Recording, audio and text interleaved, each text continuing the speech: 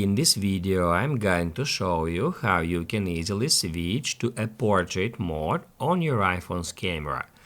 Be sure to watch the video to the very end so you don't make any mistakes. Let's get started, and first off, open up Camera app. By default, Camera app starts in a regular photo mode.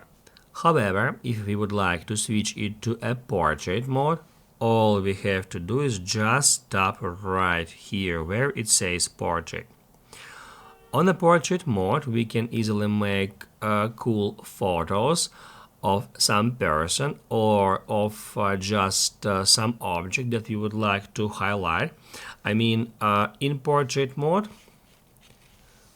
when we point our camera at some object, it will highlight that object by blurring the background. Now, as you can see, the background is blurred, so in this way we can make that kind of professional photo effect, and this effect looks really cool on portraits.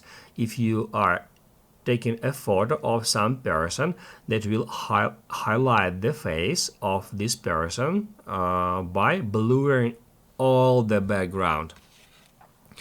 Also, on the portrait mode, we can change the scale or zoom by tapping right here. By default, it is set to 2x. However, we can switch it from 1 to 3. And also in here, we can control the light. I can show you how to do that, but the best effect of this tool you will get just when you pointing your camera on a person. That is not a person, so I see that I don't got the big difference between these two modes, but when we are pointing our camera on a person, let's say studio light, I like to use studio light when I'm taking a photo because it will make the face of a person looks more professional. Basically, guys, that's it. If this video helped you out, don't forget to hit the like button.